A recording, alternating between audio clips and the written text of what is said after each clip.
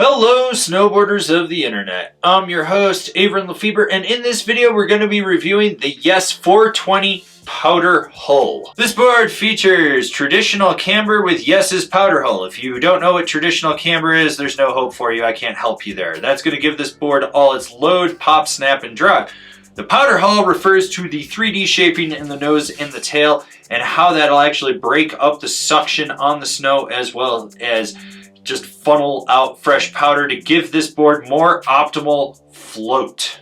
This board is only available in 154. I rode this board at Copper Mountain on a day that had a mix of gray skies with pockets of blue coming through. There was low wind, 6 to 8 inches of fresh snow, some chunder, some like crusty older fresh snow from a couple days before.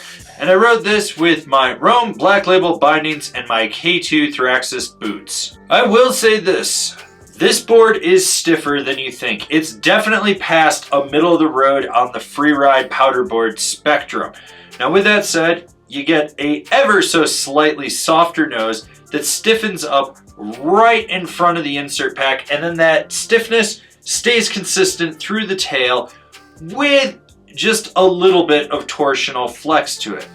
Now when it comes to stability, this board is stable. You might, and I stress might, feel some chatter in the nose that slightly reverberates back onto the front foot, but from that insert pack all the way through the tail, you don't feel anything with this board. It's just that stiff and stable.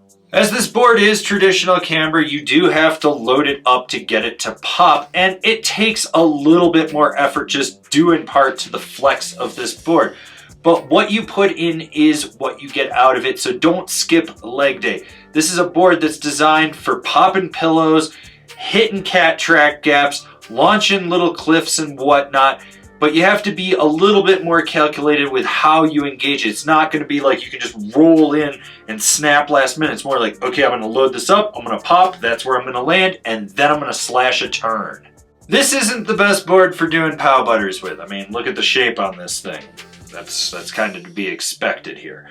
Now with that said, with the stiffer flex and camber, you want to get your weight way out over the nose, and you're really going to press into it.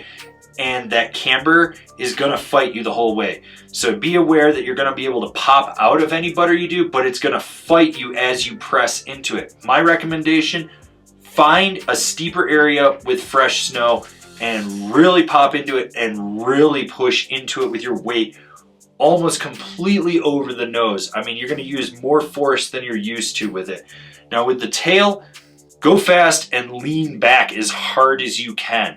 That's the best way to butter with this thing. Just get it up on top of that fresh snow and just pow wheelie through everything in your path. Well, it's a powder board first and foremost, so carving isn't going to be its total strong suit. Now, with that said, let's talk about this.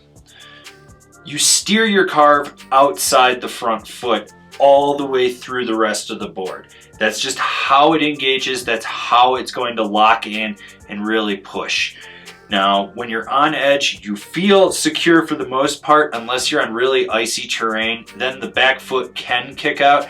It wasn't a regular occurrence with me, but it happened more than enough times that I took note that it just didn't stay as locked in, even as I was trying to drive it from inside the center of the board and put all my weight into that camber section to really apex that carve and get it to push through a turn.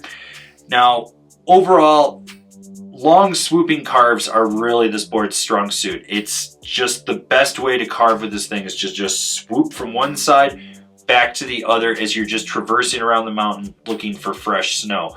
Short, tight, quick carves, they take a little bit more effort just due to the width of the board, and when you really try to lay it over and do a Euro carve, it doesn't like it. It just does not like it at all. Who's this board for? The camber-loving powder hound. So I've ridden this board in a few iterations throughout the history of it being in the Yes lineup, and every time I do, they've tweaked the Powderhull a little bit more to help refine it and make it better.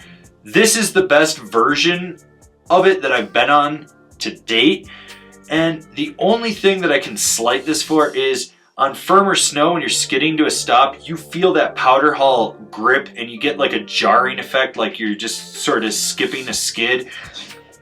That's not a slight by any means against this board because it is a powder board first and foremost. That's just something that I felt. Otherwise, it floats well. The Powderhull works in fresh snow. It funnels that snow out to the side. It lets you plane and get on top of it.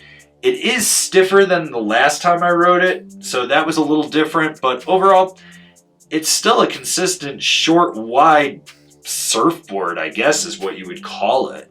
Comparable boards: the Rome Stalefish, the K2 Special Effects, the Battalion Camel 2. Binding recommendations: the Now Select Pro, the Ride C8, the Union Felcore. This has been my review of the Yes 420 Powderhull. Do you agree? Do you disagree? Do you own one? Are you going to buy one? Leave me a comment down below. Let's have a conversation about this snowboard. If you're new here, remember to subscribe, click the bell, get those notifications. That way you're not missing any of the videos we got coming out for all you snowboarders of the internet. And if you really like what we're doing over here and you want to support us further, swing on over to Angry Snowboarder VIP and become a member. Sure, I could tell you more here, but I got a video over there that explains it so much better. As always, I've been your host, Avran LeFeber, and I'll see you in another video.